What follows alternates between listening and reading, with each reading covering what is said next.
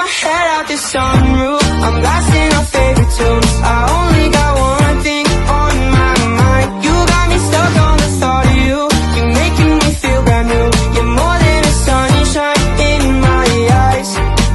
You got those pretty eyes in your head, you know it.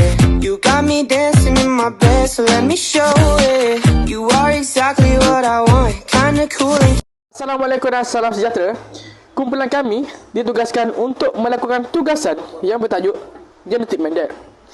Kumpulan Genetik Mendel terdiri daripada 6 orang termasuk saya. Saya, Muhammad Hafiz Dania bin Suhaimi, KBJ 2215107060. Objektif pembelajaran bagi genetik Mendel ialah kita dapat menyatakan definisi genetik Mendel. Yang kedua, kita dapat menjelaskan sejarah Gregor Mendel. Seterusnya, kita dapat mengenal pasti jenis-jenis hukum Mendel. Yang keempat, kita dapat menghuraikan perbezaan dominan dan resesif. Akhir sekali, kita dapat menyenaraikan prinsip asas genetik Mendel. Pengenalan bagi genetik Mendel. Genetik merupakan bidang sains yang mengkaji fenomena pewarisan dan variasi dalam kesemua makhluk hidup, sama ada manusia maupun bakteria. Istilah genetik pertama kali diperkenalkan oleh pakar genetik British William Batson. Beliau juga bertanggungjawab dalam memperkembangkan penemuan kajian Gregor Mendel. Dalam organisma hidup, maklumat genetik Mendel disimpan dalam kromosom yang dibentuk daripada molekul DNA dan sejenis protein yang dikenali sebagai histone. Maklumat genetik perlu berinteraksi bersama faktor luaran yang lain seperti pemakanan dan persekitaran untuk menentukan faktor fizikal dan perlakuan organisma secara keseluruhan. Sejarah Gregor Mendel. Gregor Mendel merupakan anak dari pasangan petani yang tinggal di Eropah Tengah. Pada usia 21 tahun, dia masuk menjadi anggota biara Katolik di kota Brunn. Ia juga dikenali sebagai bapa genetik. Di biara inilah permulaan dia mulai melakukan percubaan genetik dengan pelbagai tanaman kebun. Dari semua tanaman yang menjadi uji kajinya, Mendel merupakan hasil yang memuaskan ketika dia menggunakan tanaman kacang peas. Hasil penelitian Mendel dikeluarkan di Society Prosody 1866 tetapi kurang mendapat sambutan. Pada tahun 1990, Mendel dibaca kembali oleh 3 ahli orang botani. Definisi genetik Mendel. Genetik Mendel adalah sebahagian daripada ilmu genetik yang menjadi asas kepada konsep pewarisan. Ia juga merupakan fenomena corak pewarisan yang tidak dapat dijelaskan oleh prinsip Mendel yang merangkumi alel, kodominan dan gen. Sebelum saya teruskan dengan hukum Mendel, saya akan menerangkan maksud gen, alel dan trait supaya lebih jelas lagi. Okey, yang pertama gen. Gen membawa maksud unit asas pewarisan DNA yang terdapat pada kromosom. Ini berfungsi mengawal ciri tertentu dalam organisma. Okey, yang kedua adalah alel. Alel membawa maksud bentuk alternatif gen untuk trait tertentu. Ia menduduki lokasi yang sama pada sepasang kromosom homolog. Dan yang ketiga adalah trait. Trait membawa maksud variasi bagi ciri tertentu.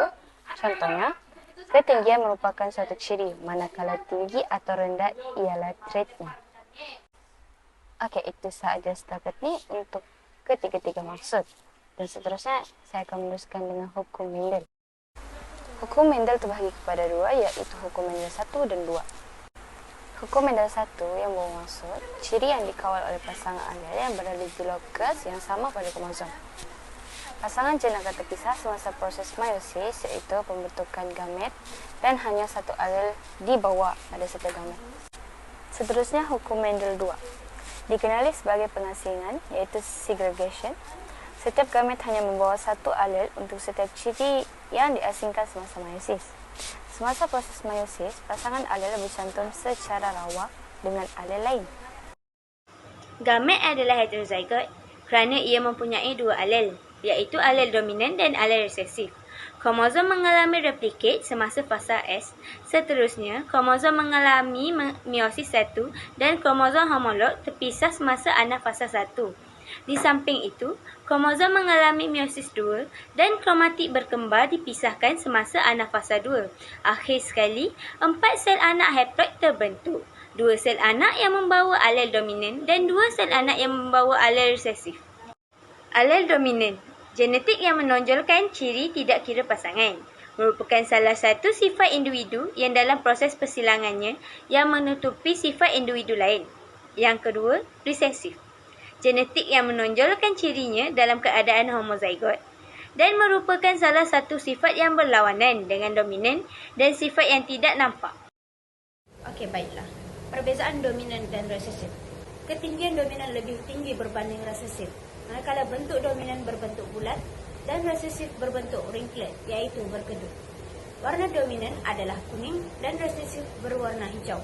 Bentuk pod dominan adalah inflated full, manakala resesif berbentuk constricted seperti dalam gambar tersebut. Kita beralih pada warna pod.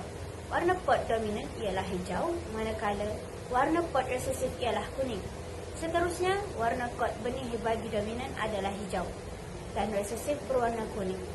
Akhir sekali, bagi perbezaan dominan dan resesif ialah kedudukan bunga. Kedudukan bunga bagi dominan adalah aksial seperti yang anda boleh lihat dalam gambar, manakala kedudukan bunga bagi resesif adalah terminal. Kita beralih pada contoh eksperimen genetik Mendel yang dijalankan. Semasa Gregor Mendel menjalankan eksperimen berkenaan genetik pokok kacang, beliau mendapati 3/4 daripada keseluruhan pokok kacangnya adalah tinggi, manakala 1/4 lagi pendek dan renet. Dalam bahasa mudanya, nisbahnya ialah 3:1. Seterusnya, kita beralih pada eksperimen kacukan monohibrid Mendel. Pokok kacang bakal tulen tinggi titi dengan kacang pis bakal tulen rendah titi dikaji. Mengikut prinsip dominan, faktor pewarisnya dominan akan menindas kesan faktor pewarisnya resesif. Kesannya, trait resesif tidak kelihatan atau muncul walaupun faktor pewarisan resesif wujud pada induk asal. Prinsip asas genetik Mendel. Yang pertama, pewarisan sesuatu ciri atau rupa yang ditentukan oleh unit dan faktor yang diwarisi oleh progeni dan unit tidak berubah. Yang kedua, individu mewarisi satu jenis unit dari setiap induk untuk sesuatu ciri tertentu. Yang ketiga pula, sesuatu ciri atau rupa tidak semestinya hadir pada individu tetapi boleh diwarisi oleh generasi yang berikutnya. Akhir sekali ialah rumusan. Kesimpulannya, genetik merupakan perkara penting dalam kejadian seorang manusia. Genetik adalah ilmu yang mengkaji tentang sifat-sifat keturunan dengan lebih mendalam. Hukum Mendel menyatakan bahawa gen biasanya terjadi sebagai pasangan dalam sel-sel tubuh dan terpisah. Ia juga menyatakan bahawa dalam setiap pasangan gen, salah satu yang dominan dan resesif. Okey, baiklah. Ini adalah contoh-contoh rujukan yang kami rujuk daripada internet dan juga buku. Sebelum berakhir, kami ada sediakan video tentang genetik Mendel. Hai guys, so hari ini kita akan belajar tentang genetik, iaitu kajian mengenai gen, pewarisan dan variasi dalam organisma. Tapi sebelum tu jangan lupa follow dan subscribe channel Cikgu Helmi untuk lebih banyak video yang bermanfaat. So dari mana kita nak bermula? Okey, kita mulakan dengan sel, iaitu unit asas untuk semua benda hidup. Di dalam sel mengandungi nukleus yang akan mengawal semua aktiviti sel. Di dalam nukleus pula mempunyai bebenang halus yang terdiri daripada asid nukleik dan protein yang kita namakan sebagai kromosom. Manusia mempunyai 46 kromosom yang terdiri daripada 23 pasang yang kita namakan sebagai kromosom homolog. Dan bila kita susun dia mengikut bentuk dan saiz, kita panggil dia karyotip. Kromosom terdiri daripada dua jenis, iaitu autosom dan juga kromosom seks. Autosom adalah gen yang mengawal sifat seperti warna mata, kebolehan menggulung lidah dan juga jenis rambut.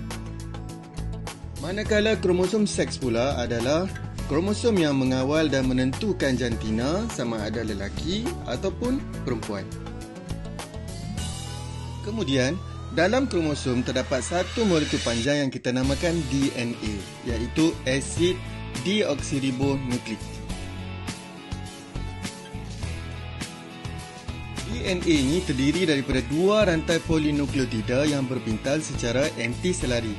Jadi kita namakan dia juga sebagai helix ganda 2. Ianya terdiri daripada nukleotida iaitu gula deoksiribosa, base bernitrogen dan juga kumpulan fosfat. Dan akhir sekali adalah gen iaitu unit asas bagi perwarisan. Antara ciri-ciri individu yang diwarisi ialah warna kulit, kebolehan menggulungkan lidah dan juga warna bulu bagi binatang. Okey, semoga video ini membantu adik-adik untuk belajar tentang genetik dan sampai kita jumpa lagi. Bye. Ini adalah video yang kedua.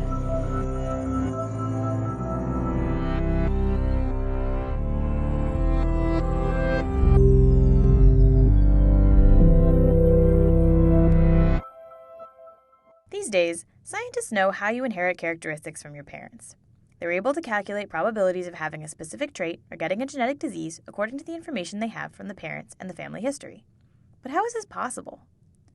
To understand how traits pass from one living being to its descendants, we need to go back in time to the 19th century and a man named Gregor Mendel. Mendel was an Austrian monk and biologist who loved to work with plants. By breeding the pea plants he was growing in the monastery's garden, he discovered the principles that rule heredity.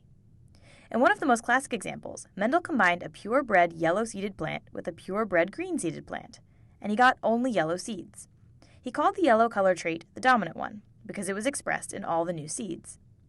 Then he let the new yellow-seeded hybrid plants self-fertilize, and in this second generation he got both yellow and green seeds, which meant that the green trait had been hidden by the dominant yellow. He called this hidden trait the recessive trait. From those results, Mendel inferred that each trait depends on a pair of factors, one of them coming from the mother and the other from the father. Now we know that these factors are called alleles and represent the different variations of a gene. Depending on which type of allele Mendel found in each seed, we can have what we call a homozygous pea, where both alleles are identical, and what we call a heterozygous pea, when the two alleles are different. This combination of alleles is known as genotype, and its result, being yellow or green, is called phenotype. To clearly visualize how alleles are distributed amongst descendants, we can use a diagram called the Punnett square. You just place the different alleles on both axes, and then you figure out the possible combinations. Let's look at Mendel's peas, for example. Let's write the dominant yellow allele as an uppercase Y, and the recessive green allele as a lowercase y. The uppercase Y always overpowers its lowercase friend, so the only time you get green babies is if you have two lowercase y's. In Mendel's first generation, the yellow homozygous pea mom will give each pea kid a yellow dominant allele, and the green homozygous pea dad will give a green recessive allele, so all the pea kids will be yellow heterozygous. Then, in the second generation, where the two heterozygous kids marry, their babies could have any of the three possible genotypes, showing the two possible phenotypes in a 3-to-1 proportion. But even peas have a lot of characteristics. For example, besides being yellow or green, peas may be round or wrinkled. So we could have all these possible combinations: round yellow peas, round green peas, wrinkled yellow peas, and wrinkled green peas. To calculate the proportions for each genotype and phenotype, we can use a Punnett square too. Of course, this will make it a little more complex. And lots of things are more complicated than peas, like, say, people. These days, scientists know a lot more about genetics and heredity, and there are many other ways in which some characteristics are inherited, but it all started with Mendel and his peas.